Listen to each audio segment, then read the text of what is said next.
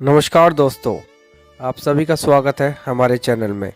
आज की कहानी है बेटे ने दिया अपनी माँ को धोखा।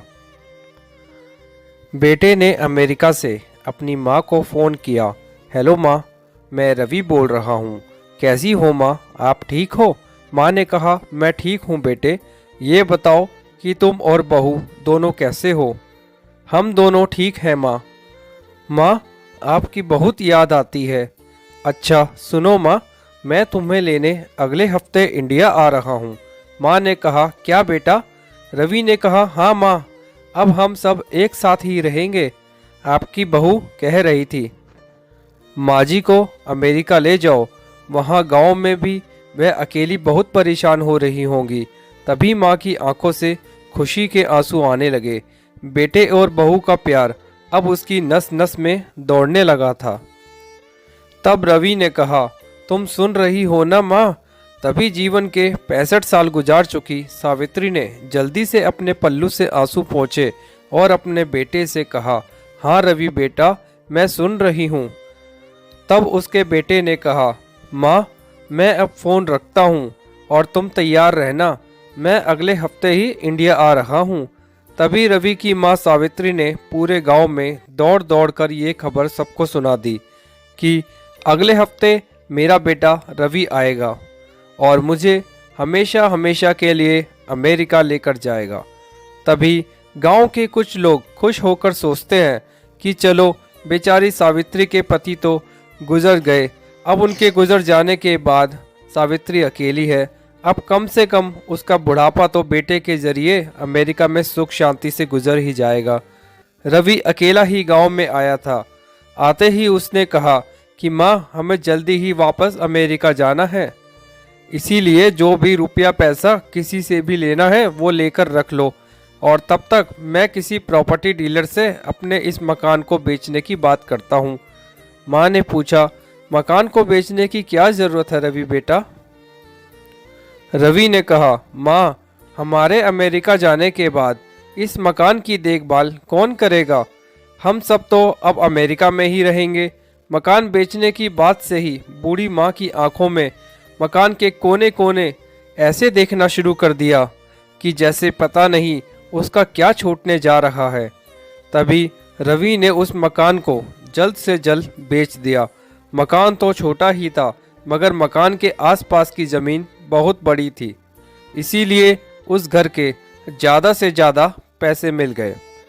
तभी रवि की माँ ने पूछा कि बेटा, अपना मकान कितने का बिका? तब रवि कहता है, अरे माँ, तू पैसों के बारे में जानकर क्या करेगी? तू तो फटाफट अमेरिका चलने की तैयारी कर। तभी जल्दी से रवि की माँ अपनी ज़रूरत का सामान बांधकर जल्दी से तैयार हो जाती है। रवि फटाफट एयरपोर्ट के लिए एक गाड़ी बुक कर देता है और गाड़ी में बैठकर दोनों माँ बेटे एयरपोर्ट पहुंच जाते हैं।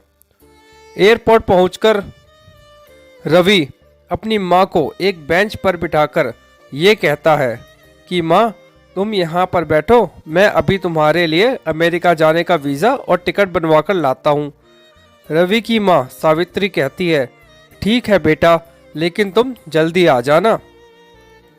रवि यह कहकर चला जाता है कि मैं अभी आया माँ। अब रवि की माँ को बैठे बैठे 2 घंटे हो गए, लेकिन रवि अभी तक नहीं आया। और अब रवि की माँ सावित्री बाहर बैठी हुई बार बार उस दरवाजे की तरफ देख रही थी जिससे रवि अंदर गया था, लेकिन वो अभी तक बाहर नहीं आया। शायद अंदर बहुत भीड़ होगी, ये सोचकर बूढ़ी आंखें उसी दरवाजे पर अपनी आंखें गड़ाए बैठी थी। मगर अब तो अंधेरा हो चुका था और एयरपोर्ट के बाहर लोगों का आना जाना भी कम हो गया था। तभी एयरपोर्ट से एक कर्मचारी बाहर निकलता है और रवि की माँ सावित्री से पूछता है, माँ जी, आप यहाँ पर किसका इंतज़ार कर रही हो? तभी रवि की माँ उस आदमी से कहती है कि मेरा बेटा अंदर टिकट लेने गया है, क्योंकि वो मुझे अमेरिका लेकर जा रहा है।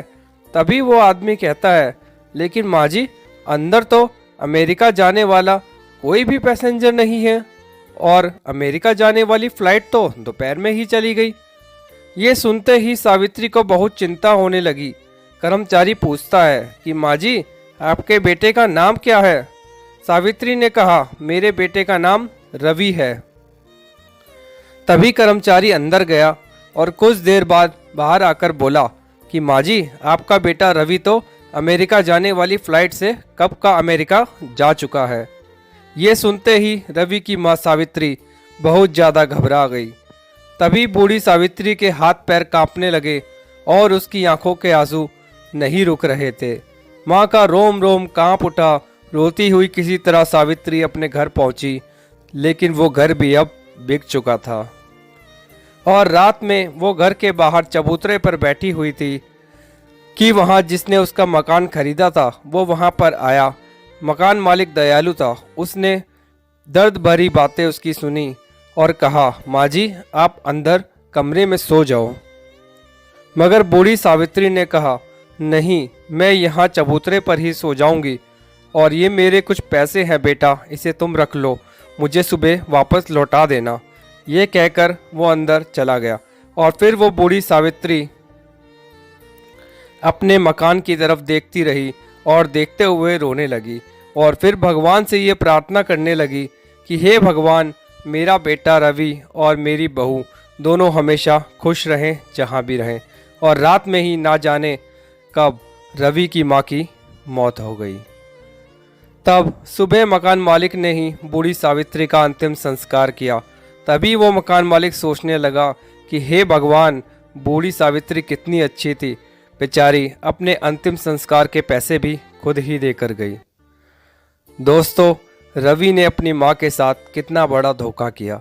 फिर भी उसकी माँ ने भगवान से यही कहा कि मेरे बेटे बहू हमेशा खुश रहें, और ये कहकर वो भगवान को प्यारी हो गई। आंखों से आंसू आने लग गए। दोस्तों, माँ बाप का दिल कभी मत दुखाना। दोस्तों, मेरी आपसे यही हाथ जोड़कर विनती है, क्योंकि माँ बाप के बिना कुछ भी नहीं इस संसार में।